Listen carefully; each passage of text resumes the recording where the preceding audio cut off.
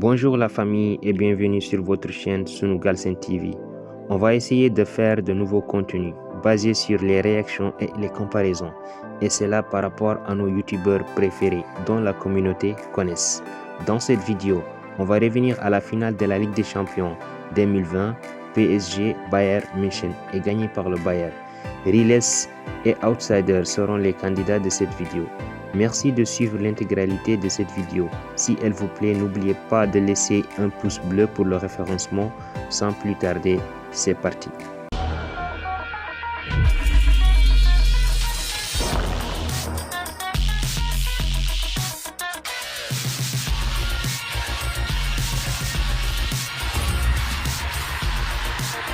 Bayern remporte la Ligue des Champions sur un match 1-0 contre le PSG. J'ai envie de dire que globalement c'est mérité. Mais il y a beaucoup de choses à dire par rapport à ce match. Alors comme prévu, le PSG allait avoir des occasions franches. Et elles ont eu lieu. Maintenant, si tu marques pas, ça devient difficile. Alors c'est pas facile, il y a la pression et il y a Neuer. Mais tes occasions franches, tu allais les avoir. Tu as eu plus d'occasions franches que l'équipe d'en face. Et ce que je trouve impressionnant, c'est que le Bayern est resté fidèle en fait.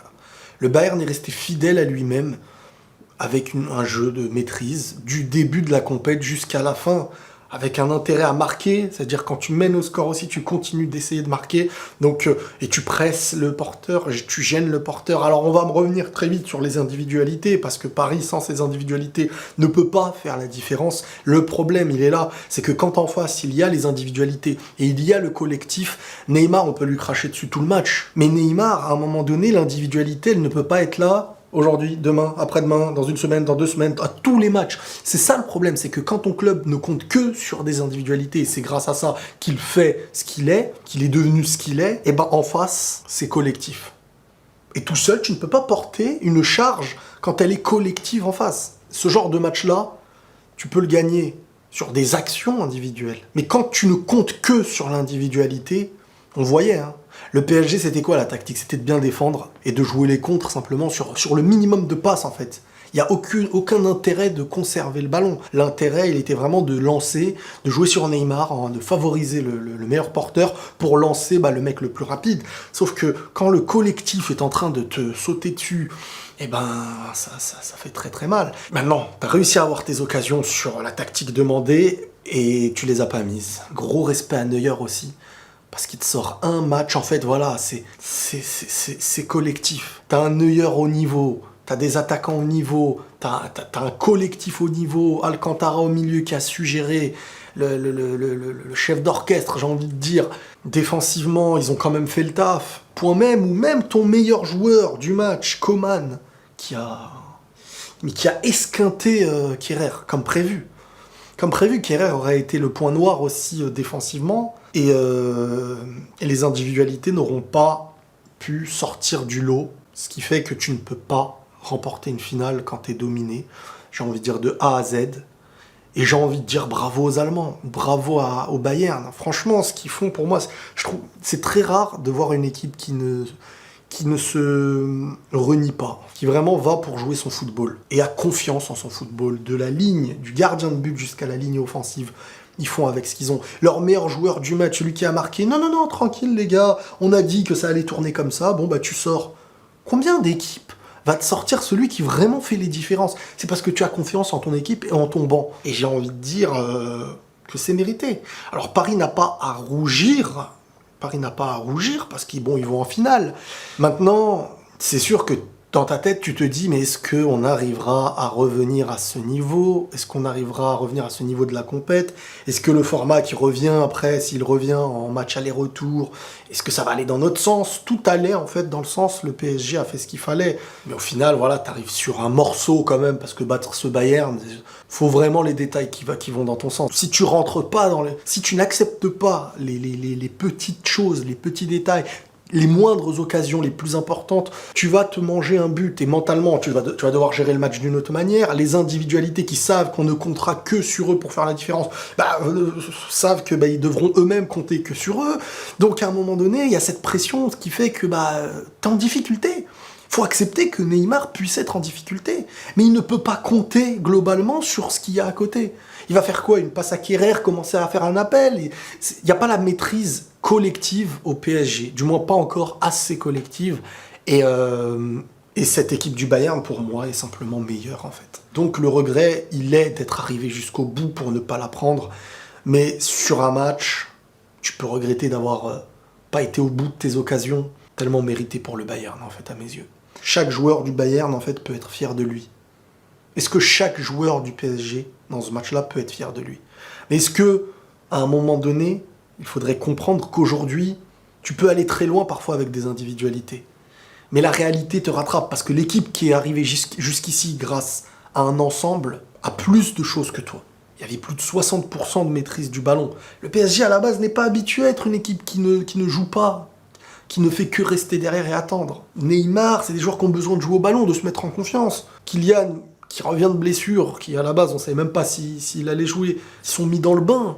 Mais ils doivent être portés par un collectif aussi, parce que c'est facile de cracher sur les individualités qui ont fait et qui font les choses. Mais je vais le répéter une troisième fois, l'individualité, elle ne sera jamais plus forte que le collectif quand il est plus fort que ton équipe, clairement. Navas qui fait aussi un gros match, hein.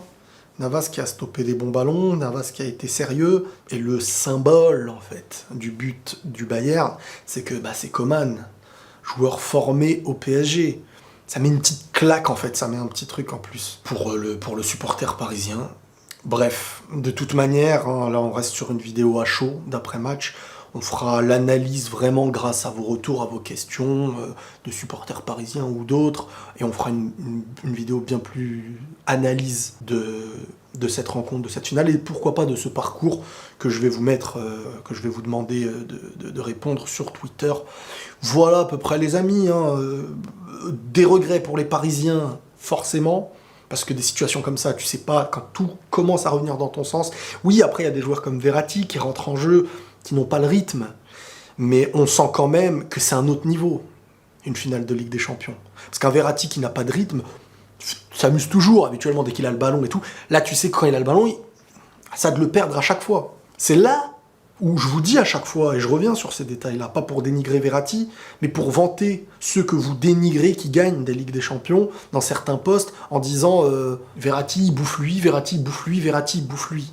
Verratti, j'aime énormément son jeu au pied, son jeu au ballon, sa manière à sortir le ballon. Mais c'est en allant au plus loin d'une compétition, quand tu sais le faire à répétition, dans des finales de Coupe du Monde, dans des finales de Ligue des Champions, en gagnant avec celui que tu es, en devenant un taulier dans ton poste, en étant sérieux sur le terrain et en dehors.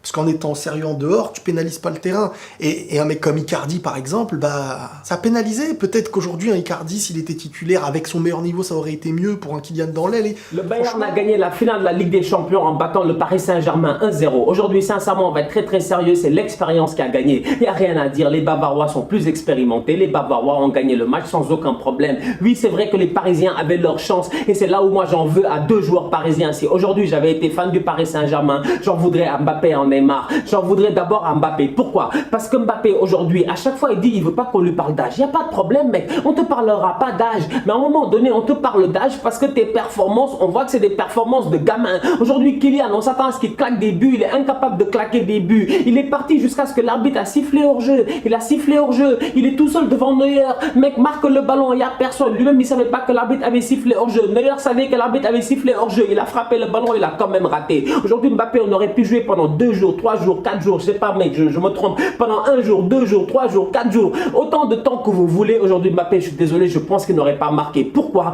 Parce qu'aujourd'hui on peut parler d'âge avec Kylian Mbappé. Je suis d'accord que c'est un top player, mais j'ai envie de lui dire, descends d'un étage. Il y a des boys sur le terrain qui ont 10 fois plus d'expérience. Aujourd'hui Mbappé n'a pas fait un grand match.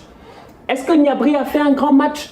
Sincèrement, pourtant Serge Gnabry, Kylian Mbappé, c'est la même génération. Serge Gnabry, c'est un top player. Je pense même qu'il est un peu plus âgé que Mbappé. Et même malgré ça, il n'a pas fait une top performance. C'est pour dire qu'une finale, c'est pas pour tout le monde. À un moment donné, les finales, c'est pour des fois des joueurs d'expérience. Et aujourd'hui, je suis désolé, si le Bayern a battu le Paris Saint-Germain, ça n'a été qu'une question d'expérience. Parce que autant Mbappé est tombé plusieurs fois face à Neuer, autant Neymar à un moment donné, 28 ans, 28 piges.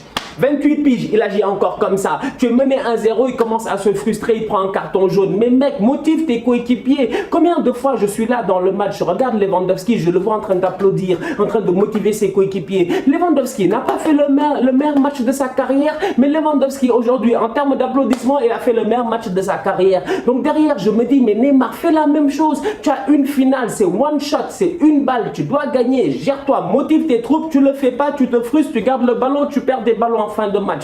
Aujourd'hui, je suis désolé, sincèrement, le Bayern a gagné, mais si tu regardes bien le match a été anormalement équilibré. Le Paris Saint-Germain aurait pu s'en sortir, mais le Paris Saint-Germain ne s'en est pas sorti. Pourquoi? Parce qu'il y a deux joueurs qui ne se sont pas gérés, Mbappé et Neymar. Pendant que Mbappé et Neymar ne se géraient pas, c'est dommage, défensivement, les Parisiens se sont gérés. Et défensivement, les Parisiens se sont gérés, ça s'est vu. Thiago Silva, en toute honnêteté, c'est sa dernière saison, eh ben, il a tout donné aujourd'hui. Sincèrement, il a tout donné aujourd'hui. Thiago Silva a fait une top performance. Kimpembe à côté, ça a été compliqué, mais quand Lewandowski allait mettre le but du 2-0, c'est qui vient se pencher, mettre une tête extraordinaire? C'est Kimpembe.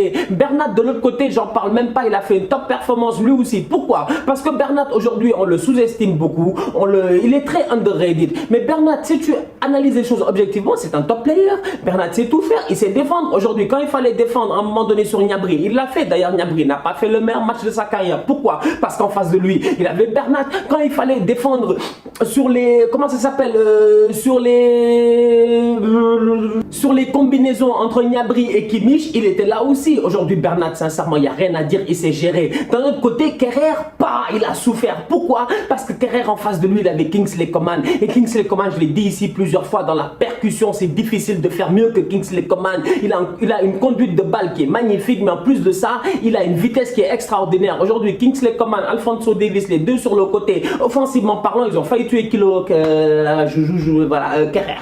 J'allais dire Kilo Kerrer. Ils ont failli tuer Kerrer. Sincèrement, Kerrer, on l'a dribblé à gauche et à droite comme du n'importe quoi. Comment il va jusqu'à la ligne de but? Il fait des crochets là-bas, des petits ponts. Il laisse Kerrer sur place. Aujourd'hui, le danger au niveau du Bayern est venu principalement du côté gauche. Mais de l'autre côté, du côté droit, les gars n'ont pas chômé. Parce que autant offensivement, le danger venait du côté gauche, autant défensivement, le danger du côté Bayern arrivait du côté droit. D'où la raison pour laquelle tu avais un Joshua Kimmich qui aujourd'hui est resté un peu plus conservateur. Sur les phases offensives, tu voyais un Joshua Kimmich qui venait au milieu de terrain pour aider Goretzka, pour aider Thiago Alcantara, pour essayer de colmater. Sur les phases défensives, il était bien dans son poste de latéral droit. Aujourd'hui, Kimmich, encore une fois, top performance de sa part. Sa passe décisive pour Kingsley Coman a été sensationnelle. Vous avez vu le sang-froid? C'est ça un joueur de football. Ça, tu vois que les gars, ils apprennent de Bandi. Lui, tu sens qu'il a appris de Philippe Lam.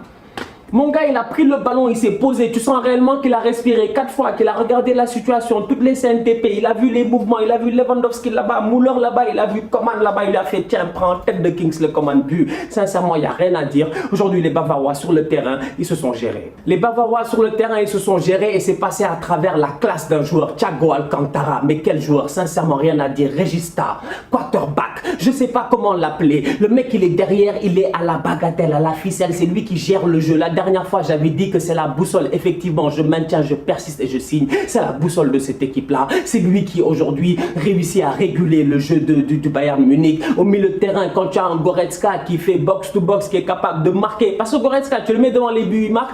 Tu le mets en position défensive, tacle de la dernière seconde, il va faire un tacle propre. À côté, tu as Thiago Alcantara qui est capable de faire des passes. Mon frère, toi-même, tu n'es pas prêt. Ray Charles n'aurait pas vu ces passes-là, je te dis, personne ne les aurait vus. Alcantara, il est sensationnel, des petits externes, des passes ailes de pigeon, des je sais pas quoi. Le gars, il est toujours en mode aveugle. Je vous dis, aujourd'hui, Thiago Alcantara, quand je vois que le Bayern, ils en ont même pas besoin, c'est là où je disais la dernière fois que les Bavarois, ils sont arrogants parce que tu te rends compte qu'ils sont très très forts. Des Coutinho, ils sont allés les chercher au Barça, ils en veulent même pas. C'est eux qui rentrent en finale, c'est eux qui mettent des 2 buts face au Barça. Aujourd'hui, des boys comme Alcantara, ils en veulent même pas. Ils sont prêts à le vendre à Liverpool pour 30 millions sans aucun problème. Et pourtant, aujourd'hui, quand on voit la performance de Thiago Alcantara, il y a de quoi se poser ici 35 000 questions. Parce que nous tous ici, on sait très bien, incluant les fans du Barça, qu'un Thiago Alcantara dans notre club, on le prend anytime. Alcantara sur le terrain, il a été magnifique. La dernière fois, j'avais dit que c'est une boussole. Je maintiens, je persiste et je signe. Thiago Alcantara, c'est une boussole. Le boy, il régule le jeu. Il régule le jeu. Il tempère le jeu. T'as l'impression que c'est chaud. Il calme, il calme, il calme, il calme. Tu lui mets une pression de malade, il stresse pas. Et c'est ça la force aujourd'hui de ce Bayern-là à travers Thiago Alcantara. Parce que soyons très très sérieux, en toute honnêteté. Tu as un boy comme Thiago Alcantara qui est devant la défense. Tu sais très bien que si tu joues vers lui en première intention, même s'il a quelqu'un derrière lui, le gars va réussir à s'en sortir. Ça permet de faire quoi? Ça permet d'avoir un Bayern qui est haut sur le terrain. Et aujourd'hui, un Bayern qui a été haut sur le terrain, ça a été primordial dans la victoire du Bayern Munich. Aujourd'hui, on va être très très sérieux parce qu'on va être très très honnête. Moi, je ne veux pas comprendre que Neymar et Mbappé ne soient pas capables aujourd'hui de faire 35 courses derrière Alaba et Soule quand tu sais pertinemment que les gars jouaient presque au milieu de terrain et quand tu sais pertinemment que Soule, il est lent. Mais vous avez vu Soule, on dirait qu'il a un ventre. Moi, je comprends pas. Donc aujourd'hui, on va être très très sérieux. Franchement, je dis bien, le travail de Thiago Alcantara, c'est un travail qui est à la fois visible et invisible. C'est ça qui montre la magnitude du joueur. Sincèrement, il n'y a rien à dire. Thiago Alcantara, top player. Merci la famille, on se retrouve à très bientôt pour une nouvelle vidéo. D'ici là, aimez et partagez la vidéo. On est ensemble tous sur Galsen TV.